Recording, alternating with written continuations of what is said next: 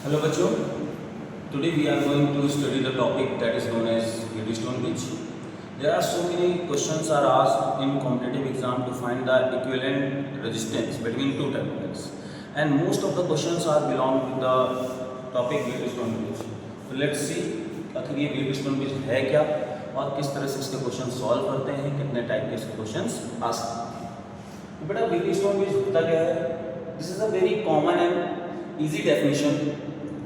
It is the combination of 5 resistors in which 4 are connected as a side of a square and fifth one are connected across the one diagonal of the square and another diagonal that is connected.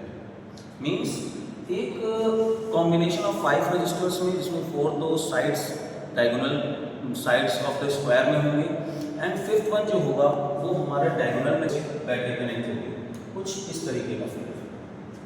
ठीक है, आप देख सकते हो there are 4 resistors R1, R2, R3, R4 and this one is the fifth resistor connected across the diagonal and in another diagonal we are connecting a battery. Wheatstone bridge is classified in two types, balanced Wheatstone bridge और unbalanced Wheatstone bridge. तो balanced Wheatstone bridge sir क्या होते हैं और कैसे इनके questions हम solve करते हैं वो देखते हैं। In case of balanced Wheatstone bridge, in case of balanced Wheatstone bridge, what is happening बेटा? Ratio of resistance of left arms is equal to the ratio of resistance of the right arms. Example, we can say that condition क्या होने वाली है balance Wheatstone bridge की? Condition जो होगी that is R1 by R2 is equal to R3 by R4. अगर ये चीज कहीं पे हमको मिल रही है तो ये हमें समझ जाना है बेटा कि ये बैलेंस Wheatstone bridge की कंडीशन होने वाली है। कैसे sir? This upon this is equal to this upon this. अगर ऐसा हो रहा है तो सर लोग सॉल्व कैसे करेंगे? इंपॉर्टेंट पॉइंट ये है इक्विवेलेंट रेजिस्टेंस कैसे आएगा। तो इक्विवेलेंट रेजिस्टेंस के लिए बच्चे करेंगे क्या? We will remove R5, we will remove R5। क्यों सर R5 को रिमूव कर देंगे? बिकॉज अगर ये रेशियो फॉलो होगा तो सीन यहाँ से होने वाला है, यहाँ से मेजर करंट I फ्लो होगी and this at this point current will divide as I1 and I2. This current will divide such that potential at the point P and point Q will be same. जो potential होने वाला है वो point P पे और point Q पे same होने वाला है, so no current will flow through this diagonal. Means यहाँ से जो I जाएगा that is 0. तो अगर जिस रेजिस्टर से करंट ही नहीं फ्लो होगी मीन्स उस रेजिस्टर का रखने का हमारे पास कोई यूज नहीं है। तो अगर हम लोग इसको रिमूव कर देंगे तो सीन क्या हो जाएगा बच्चे? कैसे हम लोग सॉल्व कर लेंगे? फिर R1 और R2 R3 सीरीज में हो जाएंगे, R1 and R3 in series and R2 and R4 will series, R2 and R4 in series.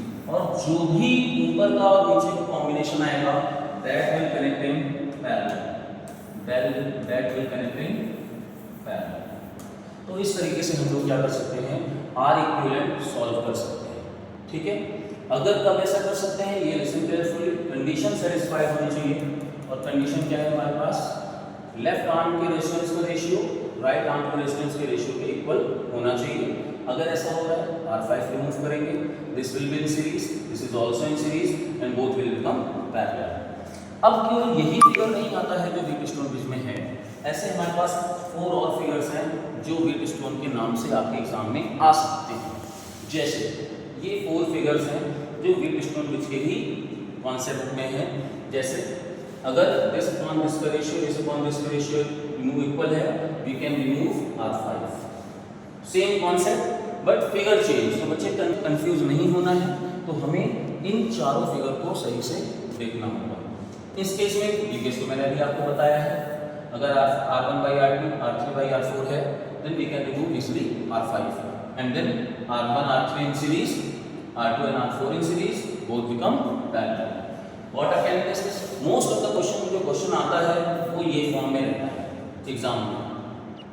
आपको सपोज दे देगा R 2R R 2R और ये कोई वैल्यू 5R दे देगा। तो जब यहाँ और यहाँ का रेशियो यहाँ का रेशियो सेम होगा तो इस रेजिस्टेंस को हम लोग रिमूव कर देंगे और जैसे ही रिमूव करेंगे ये दोनों सीरीज में एंड बोथ विल पैरेलल। ये क्वेश्चन एक ऐसा क्वेश्चन है जो बहुत ही कॉम्प्लिकेटेड होता है, बच्चे को लगता भी नहीं कि वेट स्टोन ब्रिज होने वाला है, but this is also a Wheatstone bridge. इस रेजिस्टेंस और इस रेजिस्टेंस का रेशियो इसके और इसके रेशियो के अगर इक्वल है, we can remove this R5, then what will happen, same R1 R3 in series, R2 and R4 in series, and both become parallel। तो बच्चे ये तो कॉन्सेप्ट था बैलेंस वेट स्टोन ब्रिज का। अगर पेपर इजी हुआ तो आई एम डैम श्योर कि इसी फॉर्मूले से रिलेटेड ही आपको इक्विवेलेंट रेजिस्टेंस निकालने को आ जाएगा। बट इन केस अगर सर ये बैलेंस कंडीशन फॉलो नहीं हुई, तब हम क्या करेंगे?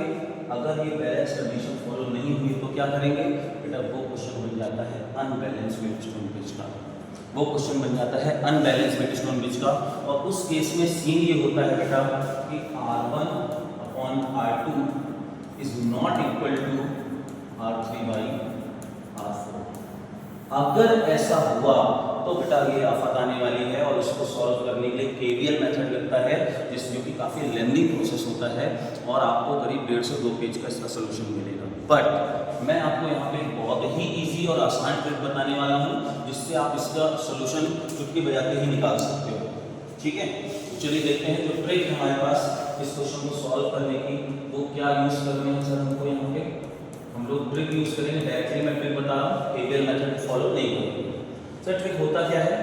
We will use sigma rule. Sigma, this is the symbol of sigma, you know very well. तो सर इससे डायरेक्टली आप फॉर्मूला निकालोगे बेटा, इससे जो है ना आप डायरेक्टली इक्विवेलेंट रेजिस्टेंस का फॉर्मूला निकालोगे बिटवीन द सेल। कैसे?